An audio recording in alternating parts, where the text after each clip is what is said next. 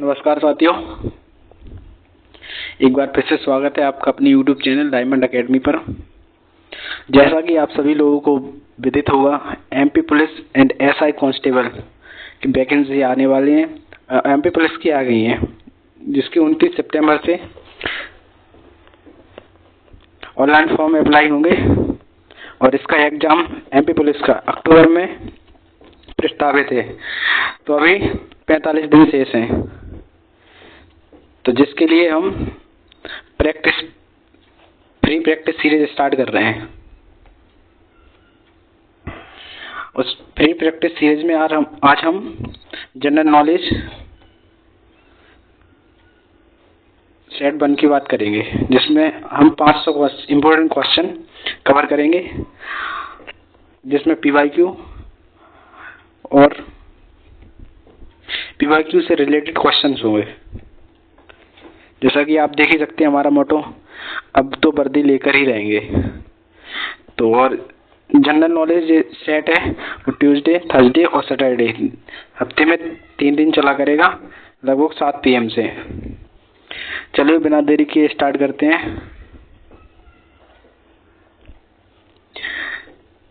MP police MP SI जी की test 1 है, जिसमें आज हम स्टार्ट करने जा रहे हैं। इसका पहला क्वेश्चन है, भारतीय संविधान के जनक किसे कहा जाता है?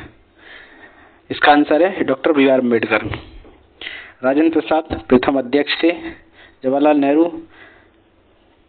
प्रथम PM थे और संविधान सभा के सदस्य थे। और महात्मा गांधी संविधान सभा से प्रत्यक्ष रूप से कोई संबंध नहीं था, अप्रत्यक्ष रूप से संबंध था। BR अम्बेडकर थोड़ा डिटेल में जान लेते हैं। डॉक्टर BR अम्बेडकर 1947 में संविधान सभा की ड्राफ्टिंग कमेटी का मतलब होता है प्रारूप समिति के चेयरमैन थे। उन्होंने संविधान में मौलिक अधिकार, समानता, धर्मनिरपेक्षता, सामाजिक न्याय के प्रावधानों पर जोर दिया था। उन्हें आर्किटेक्ट ऑफ इंडियन कॉन्स्टिट्यूशन भी कहा जाता है, भारतीय संविधान का निर्माता। मध्य प्रदेश, दूसरा क्वेश्चन, मध्य प्रदेश की जीवन रेखा किस नदी को कहा जाता है? नर्मदा नदी को। नर्मदा नदी का उद्गम कहाँ से होता है? आप लोग कमेंट में बताइएगा। चंबल नदी, बेतवा, सोन। चंबल की सहायक नदी कौन सी है? ठीक है। नर्मदा नदी का उद्गम अमरकंटक अनूपपुर जिला से होता है। यह भारत की सबसे लंबी पश्चिम वाहिनी नदी है। और नर्मदा घाटी मध्य प्रदेश की सिंचाई, मध्य प्रदेश सबसे ज्यादा सिंचाई के लिए नर्मदा नदी का प्रयोग किया जाता है। इस पे जल विद्युत परियोजना और पेयजल का प्रमुख स्रोत है। भीमबेटका गुफाएं किसके लिए प्रसिद्ध है? प्राचीन चित्रकला, बौद्ध स्तूप नहीं, लोह स्तंभ नहीं, जैन मंदिर नहीं। इसका आंसर है एंशिएंट पेंटिंग। भीमबेटका गुफाएं भोपाल के पास रायसेन जिले में स्थित है। यहाँ पाषाण युग से लेकर ऐतिहासिक काल तक की गुफाएं चित्रकला मिलती है। इसको यूनेस्को वर्ल्ड हेरिटेज साइट का दर्जा प्राप्त है, 2003 में ही प्राप्त हो गया था। और सिंधु घाटी सभ्यता को 2021 में प्राप्त हुआ था। और अभी असम के 2024 में किसको हुआ था? अहोम वंश की वो जो उनका कब्रगाह होता है ना, उसके लिए मिला था। मध्य प्रदेश का कौन सा अभ्यारण्य सफेद बाघ के लिए जाना जाता है? कौन सा जाना जाता है? पन्ना, बांधवगढ़, सतपुड़ा, कान्हा। कौन सा जाना जाता है बताइए? कौन सा है? बांधवगढ़। पन्ना कहाँ है? कान्हा किस लिए? सतपुड़ा ये नहीं है। इसका आंसर क्या है? बांधवगढ़। बांधवगढ़ राष्ट्रीय उद्यान उमरिया जिले में है। कहाँ है मध्य प्रदेश की? उमरिया जिले में। यहाँ सफेद बाघ पाए जाते हैं, जैसे मसूर, मोहन। आज यह बाघों की घनी आबादी के लिए प्रसिद्ध है। सफेद बाघों की सबसे ज्यादा आबादी रीवा जिले में पाई जाती है। और कौन सा राष्ट्रीय उद्यान? बांधवगढ़ राष्ट्रीय उद्यान में ये सब मिलता है। मध्य प्रदेश की पहली महिला मुख्यमंत्री कौन थी?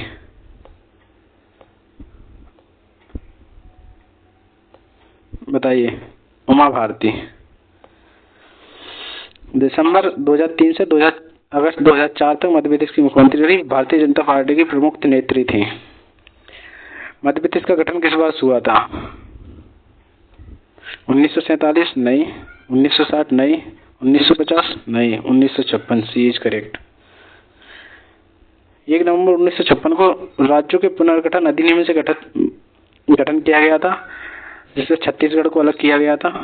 ठीक है, राजधानी भोपाल बनी थी। 1 नवंबर 2000 को छत्तीसगढ़ अलग हुआ। क्षेत्रफल की दृष्टि से दूसरा सबसे बड़ा राज्य कौन सा है? एमपी। पहला कौन सा है? राजस्थान। और जनसंख्या की दृष्टि से सबसे बड़ा कौन है? यूपी। इंडिका पुस्तक के लेखक कौन थे? मेगनस्तीस। हेनसुआंग, ये चंद्रगुप्त द्वितीय के टाइम पे आया था। बाणभट्ट, कालिदास, ये मेघदूत के रचयिता है। तो इसका आंसर क्या है? राइट आंसर इंडिका पुस्तक मेगनस्तीस।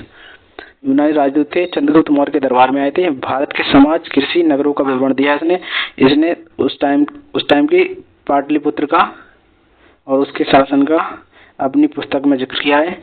मूल पुस्तक लुप्त है, अंश अन्य लेखकों से मिले। प्राचीन विदेशी यात्रियों में प्रसिद्ध है। प्राचीन विदेशी ये कौन सा था? ये विदेशी यात्री था। कर्क रेखा मध्य प्रदेश के कितने जिलों से होकर गुजरती है? इसका आंसर है 14। कर्क रेखा क्या होती है? कर्क रेखा एक काल्पनिक रेखा है जो पृथ्वी को बेसिकली 3 रेखा होती है। एक भूमध्य रेखा, एक कर्क रेखा और एक मकर रेखा। ठीक है, तो ये भूमध्य रेखा है, ये काल्पनिक, ये तीनों काल्पनिक रेखाएं हैं। और ये किस लिए बांटी जाती है? ये जलवायु दिशाओं को निर्धारित करने के लिए रेखाओं का निर्माण किया गया है। इसको बेसिकली अक्षांश कहते हैं। ये 23.5 डिग्री उत्तरी अक्षांश होता है। उज्जैन, भोपाल, छिंदवाड़ा आदि जिलों से गुजरती है। भारत को लगभग 2 हिस्सों में बांटती है। उज्जैन में कर्क रेखा स्तंभ पर्यटन स्थल है। ठीक है, उज्जैन से भी गुजरती है। सांची स्तूप किसने बनवाया था? अशोक ने। चंद्रगुप्त मौर्य नहीं, हर्षवर्धन नहीं, कनिष्क नहीं। 3वीं शताब्दी ईसा पूर्व में इसका निर्माण कराया था। बुद्ध के अवशेषों को रखने हेतु और शुंग काल में 4 तोरण द्वार बने। 1989 में यूनेस्को धरोहर स्थल में इसको किसका यूनेस्को का दर्जा प्राप्त है? किसको? स्तूप को, सांची स्तूप।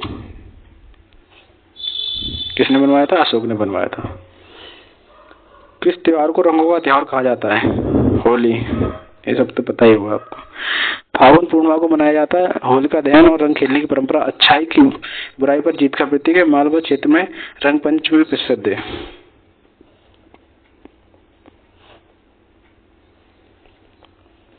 ठीक है दोस्तों, आज के लिए इतना ही। मिलते हैं किसी दूसरी वीडियो में, तब तक के लिए बाय। और वीडियो को लाइक कीजिए, शेयर कीजिए, पसंद आए तो सब्सक्राइब कीजिए और इस सीरीज को फॉलो करना मत भूलिए। एमपी पुलिस में एमपी जीके के लिए इससे अच्छा टेस्ट कोई हो